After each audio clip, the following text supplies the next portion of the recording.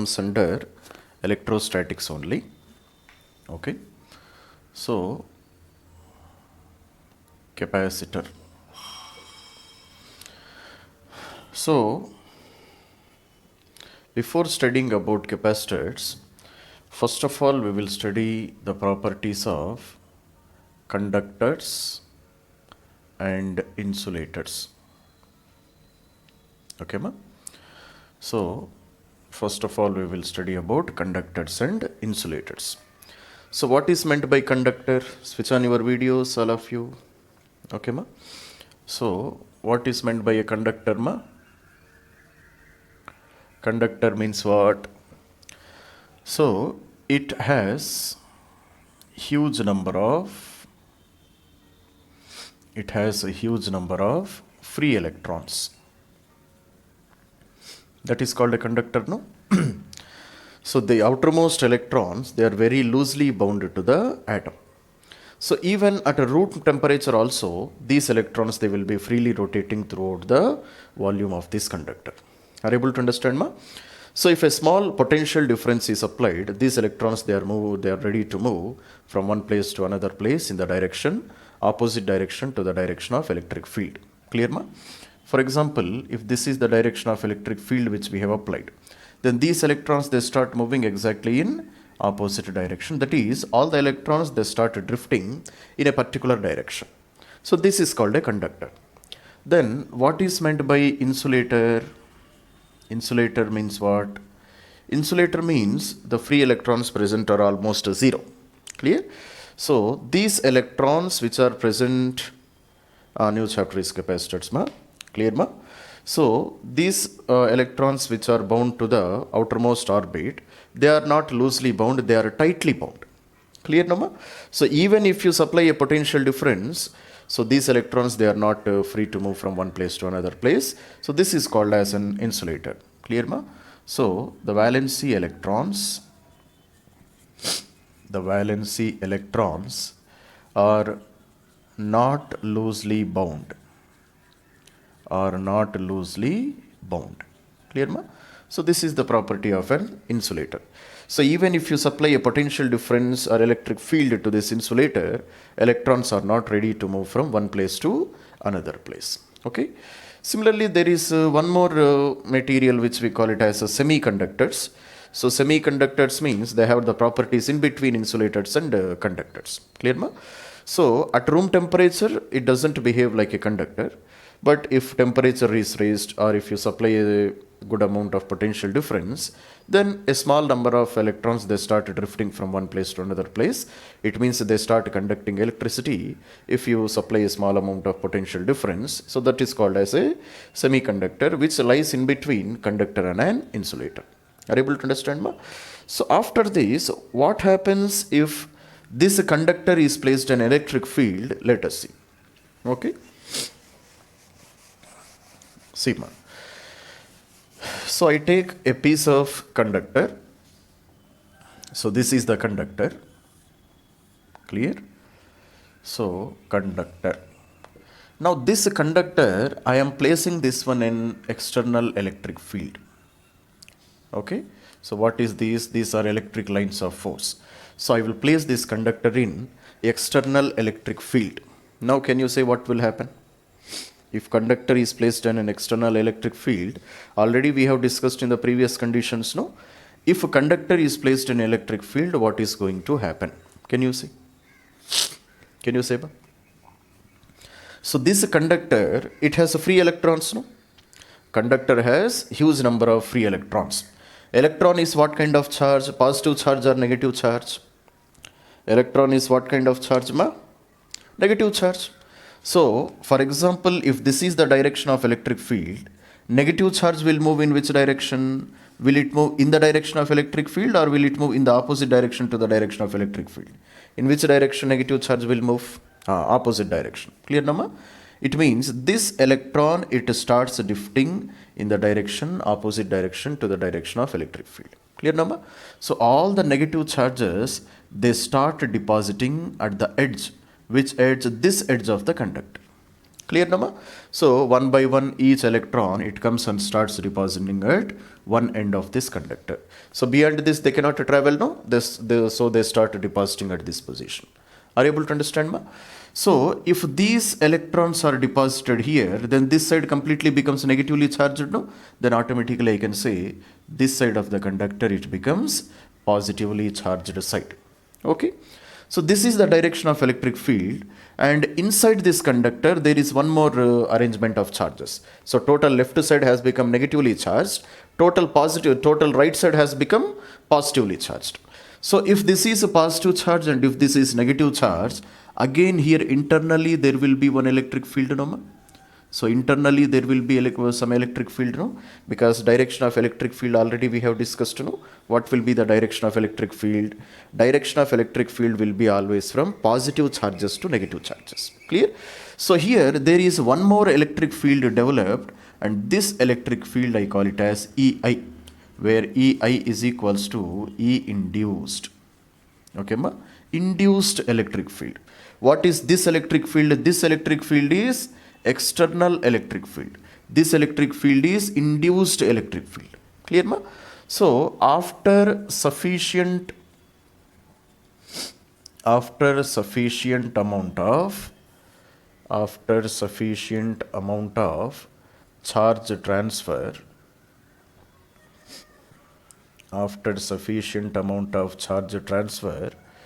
EI becomes equal to E external in magnitude. Okay, ma? Are you able to understand what is happening?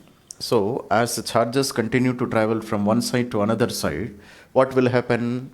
So here continuously the amount of negative charges increases, and on the other side continuously the amount of positive charges will increase. Clear, Nama? So automatically there will be some electric field EI which continuously increases in magnitude.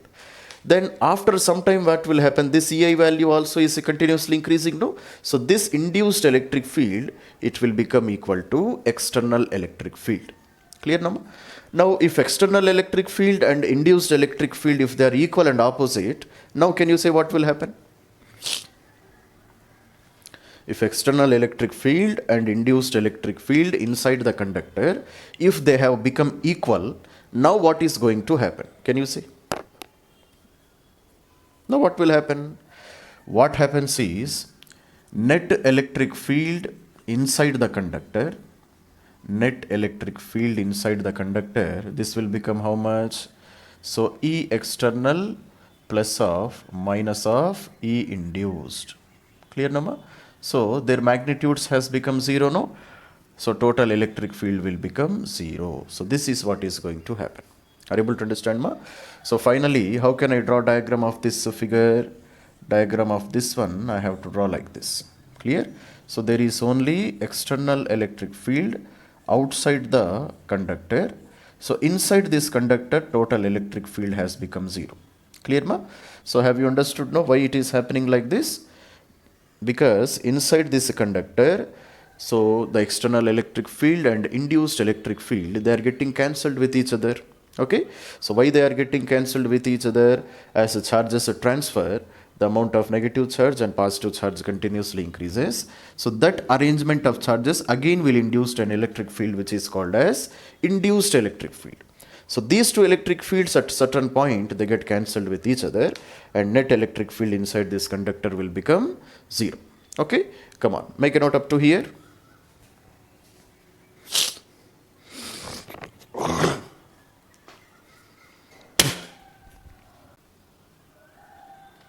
Okay, ma? So understood now up to here.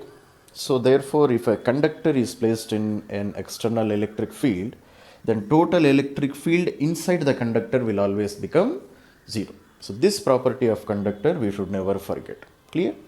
Similarly, in the previous classes we have already studied what happens if a charge is given to a conductor. Okay, ma?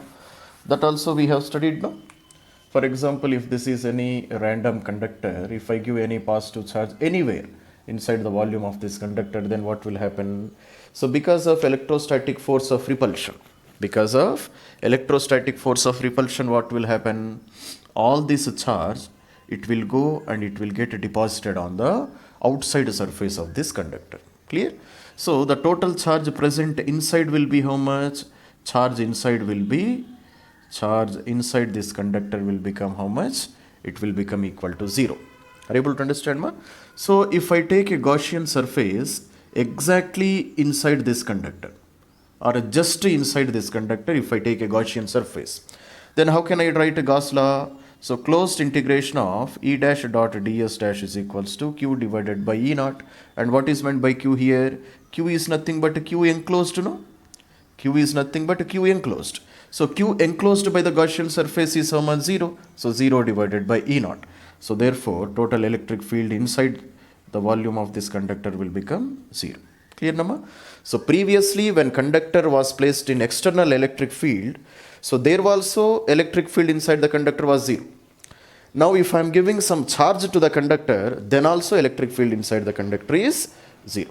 So it means that finally electric field inside the conductor will be always equal to 0. So inside the conductor electric field cannot exist. Externally it will be definitely present. Internally it is 0, but externally electric field will be present. Are you able to understand, ma? And how about external electric field? See, so just outside the surface of conductor, clear, ma? Electric field exists. Electric field will be present. Clear, ma? And can you say what will be the direction of electric field just outside the surface of this conductor, ma? What will be the direction of electric field? Can you say? Just outside volume of that is surface of this conductor, electric field will be in which direction? So just outside the surface of conductor, clear, ma? Electric field will be perpendicular to contact surface or perpendicular to surface. Okay, ma? So electric field arrangement, how it will be? Arrangement of electric field is always perpendicular to the contact surface or surface of this conductor. This will be the direction of electric field. Are you able to understand, ma? So how can you say that electric field is perpendicular only? What is the reason, ma? So how can you say that electric field is always perpendicular to the surface? What is the reason? Based on which logic you can say? Because all charge outside the surface or on the surface, you can write, on the surface is at rest. Are you able to understand, ma?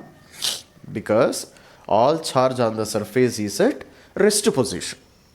So let us consider one condition. For example, if you are taking this conductor, so charge is distributed like this. So let us consider here the direction of electric field is like this. This is the direction of electric field, for example. Clear, no, ma? So this electric line of force, is it perpendicular to the contact surface, ma? Is it perpendicular to the surface of this conductor? This electric field, is it perpendicular or not? Come on. It is not perpendicular. This electric field is perpendicular. This is making an angle of 90 degrees. But this is not perpendicular, no? So this is making some angle of theta with the contact surface. Clear? So therefore what I can do, this electric field, I can split this one into two components, no? This electric field, I can split this one into two components. Clear, Nama? So if this is theta, this angle will become 90 minus theta. So this is E cos 90 minus theta, and this is E sin 90 minus theta. That's all. No? It means there is one component which is parallel to the surface. So because of this component E sin 90 minus theta, which is equals to E cos theta, can you say what will happen? What will happen? So this is an electric field which is at an angle of theta. For example, It is not present at an angle of 90 degrees. Then this electric field I can split into two components. No, if this angle is theta, this is 90 minus theta. E cos 90 minus theta, E sin 90 minus theta. E sin 90 minus theta is again equal to E cos theta. So what is the function of this E cos theta? Can you see? Okay, ma? So if this is the conductor, clear, ma? I have split this electric field into two components, no? So one electric field is E cos 90 minus theta, which is E sin theta. Another electric field is E cos theta. Clear? Now with the help of this E cos theta, what will happen? Can you see? So charge always moves in the direction of electric field, no, ma? Positive charge always moves in the direction of electric field. So if there is any component which is tangent to the surface of this conductor, then the charge starts moving in this direction, or the charge starts rotating towards the volume of throughout the surface of this conductor. Charge starts rotating because of this component of electric field. But this is not happening, no? Total charge is in rest position. Total charge is in rest position means what?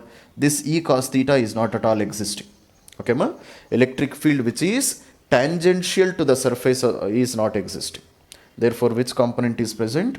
Only electric field which is perpendicular to the surface is only present. Clear, Nama? So by this we can say that electric field is always perpendicular to the surface.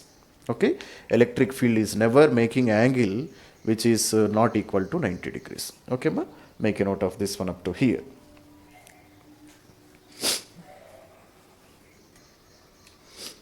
Okay, ma? So all of you are able to understand now what is happening here. So therefore, inside this conductor, if electric field is 0, okay, ma? If electric field is 0, then what is the relation between electric field and potential? E is equals to minus dV divided by dr, no? That's all, ma? So therefore, E is equals to minus dV by dr also will become 0. It means the potential is a constant. That is the meaning of this one. Potential is a constant. Where this potential is constant inside the volume of this conductor. Because this is the electric field which is 0. This is 0 inside the volume of this conductor only, no, ma? So potential also inside the surface of this conductor will be 0. So already we have discussed this one. Just we are discussing this once again. Clear, no, ma? So therefore, if I take this conductor, so inside the total volume of this conductor, potential remains same. That is, if I take potential here, if I take potential here, if I take potential here, if I take here, if I take here, if I take here. So this is V1, this is V2, this is V3, this is V4, this is V5, this is V6. So definitely I can say that V1 is equals to V2 is equals to V3 is equals to V4 is equals to V5 is equal to V6. Okay, and all these points where I have taken, just inside the surface of this conductor. So by this experiment, what I can say? By this I can say the surface of a charged conductor, is an equipotential surface. This also we have studied in the concept of equipotential surface. Okay, ma? So total volume of this conductor is an equipotential surface. Clear, ma? So if I take points just which are touching the surface, then all those points should be at the same potential. Okay, ma? So therefore I can say total surface area of any charged conductor is an example of equipotential surface. Equipotential surface means already we have studied, no? So that surface where total at any point potential remains to be constant. Okay, so this is about a small discussion about conductors and insulators. Okay, now after this, let us enter into our actual topic of capacitors.